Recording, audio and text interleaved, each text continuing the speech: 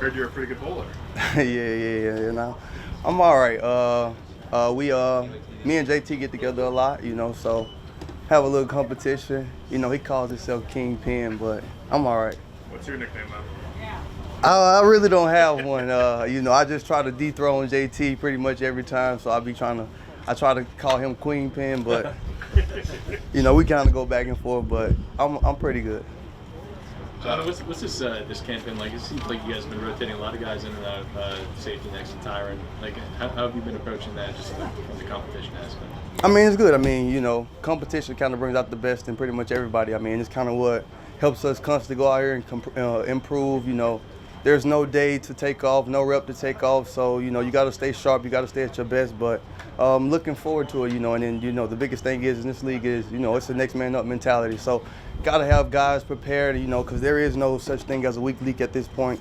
So, you know, and we got to be able to rotate guys and all be able to go in and play different positions so we can help each other out, you know. It's kind of what it's all about. What did you learn from your first year in the system? Like, is that helping you think your team? I mean, just learning the scheme itself. You know, this is my first year since playing college football where I've had the same system, same coordinator, same everything. And so just being able to go out there and just actually know what to expect, know where my help is, know where, you know, leverage side, where to play. It kind of helps me play a little step faster, so more so focusing on what the offense is doing rather than just worrying about what my job is and what to do. What did the end of last season play? How much did that kind of help you going into this season?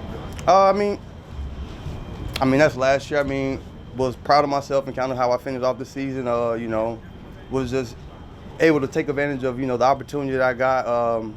Position coach Marcus Robb, he gave me a lot of great tips. You know, he's a really good coach, and so he just stays on me. You know, it's constantly about what you do now in this league. You know, and so just constantly proving myself every single day, every single rep, putting it out on tape. You know, just so, you know, when I do get those opportunities this year to be able to go out there and kind of just implement the same, you know, success. Was there something you felt like you proved in practice that, you know, coaches noticed you, or, you know, because you got the opportunity at the end of the year that you feel like you had been kind of building work to where they eventually noticed and wanted to give you a shot? I mean, I don't think it's more so. I mean, because, I mean, I work on something pretty much every day, so just trying to get 1% better at, you know, pretty much the small things, you know, as far as my eyes, technique.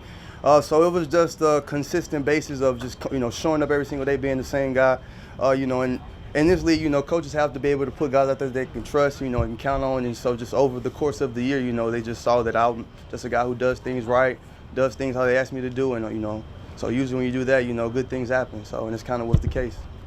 We've seen you guys force a ton of turnovers at the start of the camp. Like, how much of an emphasis do you guys place on that? And, huge. Yeah. I mean, because, you know, we talk about, you know, running plays, this, that, and the third, but the game is about one thing. It's about the ball.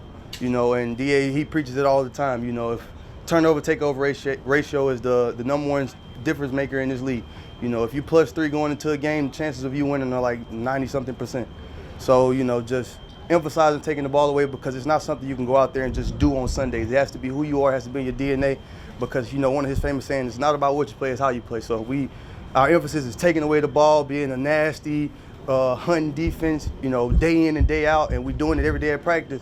When you go out there on Sundays, it's just second nature. It just shows up. And it's not just like making picks when they're available. I mean, it seems like, you know, top down punch out. Guys oh, for sure. Ball, yeah. I mean, you got to get to the ball. I mean, everybody's there. I mean, because when everybody's swarming the ball, there is no such thing as missed tackles. And, you know, that's the only way we can create turnovers, because when the running back is focused on you and the other guys around him, he isn't focused on the ball. And so it creates opportunities for us to take the ball away. And, you know, on defense, you know, the biggest thing we want to create is fear. You know, it's the only advantage that we have, because, you know, we don't know where these guys are going. We don't know the plays. You know, they have all the advantage. So our only advantage is fear. So the only way we can do that is by swarming them, attacking the ball, letting them know that there is no plays off. You guys have like a leaderboard or anything like that? Oh, for sure. I mean, we keep points of it pretty much every day as far as effort, mental errors, production, you know, just to kind of keep track of kind of where we're going throughout the course of camp. You heard Lucas Patrick talking right before you got up here about, you know, how the offense is designed to make everything look the same, and you guys don't know what you're looking at. How is the offense doing implementing that so far? Oh, it's hard. I'm not going to lie. It's hard. I mean, it's challenging. I mean, but that's the beauty about it, you know.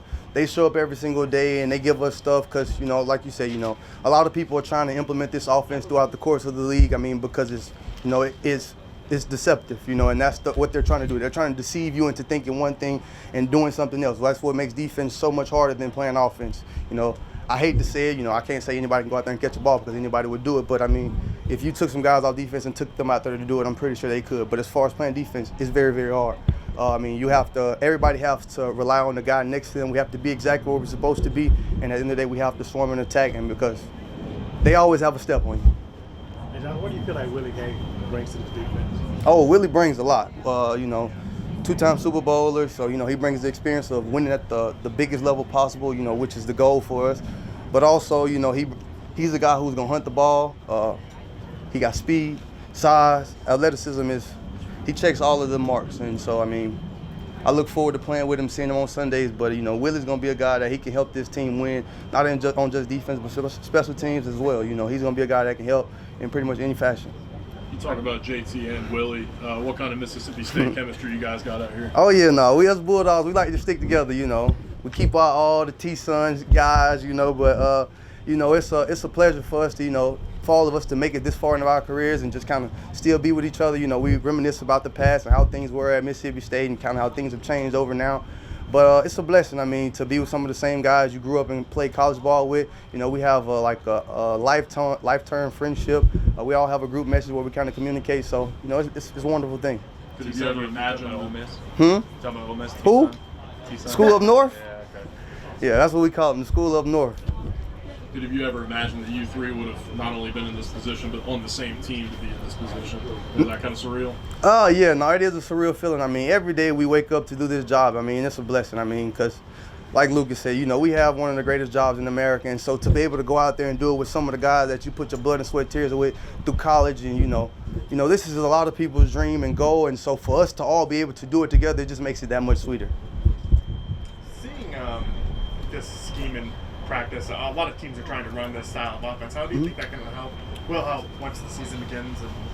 I mean, I think it's going to help us a lot. I mean, you know, because Coach Clint, he does an amazing job, like he said, making everything look the same, but throwing a lot of wrinkles in there, you know, challenging our coverages, you know, how we play stacks, how we play bunches, double condensed, things of that nature. So just making sure that, you know, when we get to week one, we're going to be, you know, sharp, you know, as far as, you know, our checks, our adjustments, pretty much everything, you know, and so there isn't anything we're going to see throughout the course of the year that he probably won't throw at us over the next couple of weeks.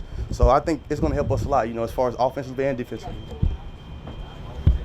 Got to identify Taysom every day like he's the Mike. Oh, without a doubt. Linebacker or Without a doubt. You know, they move Taysom around. They move a lot of guys around, though, you know, and so they use these different types of personnel to get into different looks, into, you know, like 21 personnel to run 12 plays and things of that nature. And so, you know, that's what the deceptive part is, you know, because you have to identify, is he a running back, is he a receiver, is he a tight end? And so, you know, sometimes they can mess with your rules and, you know, how you set the fronts and things of that nature and coverages, and so you have to be on point. How have you seen guys like Howden develop from year one to now? I mean, Jay Howden does a really good job of being a pro, you know, and that's, you know, the one thing we talk about pretty much every day in our room is just being a pro and being accountable because, you know, like DA and them says, you know, it's not his job to make sure we're ready, you know. So Jay Howden does a really amazing job of preparing and, you know, making sure he knows what to do, where to be. And then, you know, as far as the physical, you know, that's all there. You know, at this point, that's why we all made it to this part of our life. But his development mentally is the biggest step, you know, and what makes me proud just to watch him, you know, how he attacks, you know, watching film, things of that nature. You know, he's going to play in this game a long time. He's going to be a really great player. Hey, Jonathan, was Tyron a guy you kind of idolized? Like, oh, without a doubt. I mean, come on, like, we talk about it all the time, you know, I have to give him his flowers, you know. He's going to be a first ballot Hall of Fame guy, you know. It's like, you know, when he was in college, when I was in high school, I'm putting on his tape, watching the Honey Badger, you know. Everybody wanted to be the Honey Badger. And so to be able to play next to him, it's a surreal feeling, you know. Just to be able to come out here and work with him every single day, I mean, you have to attack practice because it's like, man, I'm next to the Honey Badger. Appreciate you. Thank you very much. Thank you. Appreciate it.